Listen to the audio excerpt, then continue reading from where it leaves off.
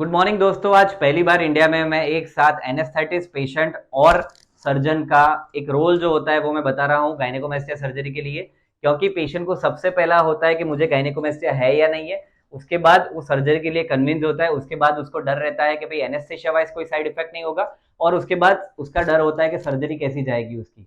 तो आज जो पेशेंट का इमोशन है वो रहता है कि उसको साइकोलॉजिकली डिस्कम्फर्ट है। एंड डॉक्टर मनन शाह जो चीफ एनेस्थेटिस्ट है हमारे पास, वो आपको समझाएंगे कि एनेस्थेशिया क्या होता है, किस तरीके से देते हैं, सेफ्टी कंसर्न क्या है, और आपको डरना चाहिए नहीं डरना चाहिए, हर चीज आपको आप बताएंगे। Sir please. मैं डॉक्टर मनन शाह।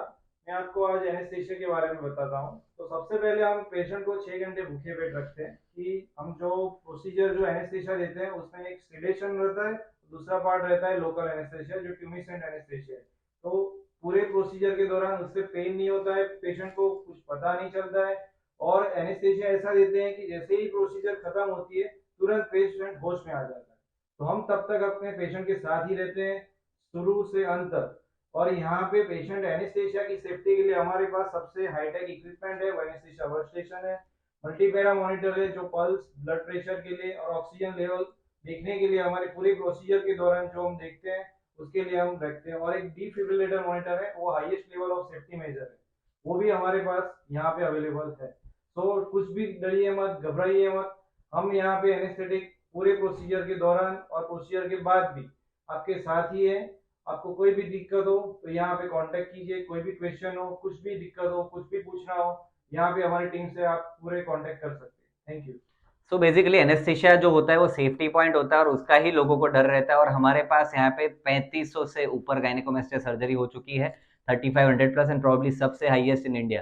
तो हम लोग जिस तरीके से करते हैं एवरीडे, यहाँ पे 3-4 सर्जरीज होती है गायनेकोमेस्टिया की, तो उस तरीके से करते हैं कि पेशेंट को कोई दिक्कत ना आए।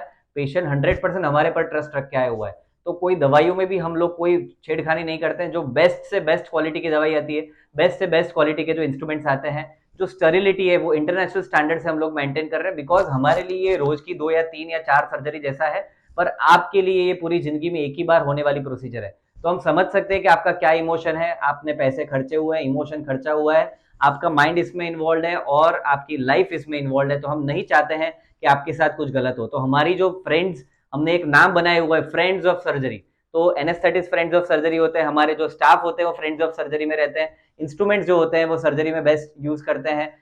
इन्फेक्शन ना हो उसके लिए हम पूरा ध्यान रखते हैं, और आपको बेस्ट से बेस्ट रिजल्ट मिले, स्कार ना दिखे, वो हमारा उद्देश्य रहता है। इसीलिए हमारे पास पूरे वर्ल्ड से पेशेंट जो है, छत्तीसगढ़ से हमारे पास आए हुए हैं। हमारे पास पूरे वर्ल्ड से लोग आते हैं सर्जरी कराने के लिए और कराने जाते हैं, और फिर हमारे दोस्त बन के जाते हैं। वही हमारा उद्देश्य है कि हजारों लाखों लोग में हम सेवा कर पाए। और गायनेकोमेस्टिया कोई कॉस्मेटिक सर्जरी नहीं है, फंक्शनल सर्जरी है, माइंड की सर्जरी है। अगर बॉदर करता है तो सर्जरी कराओ, अगर बॉदर नहीं करता है तो छोड़ भी सकते हो।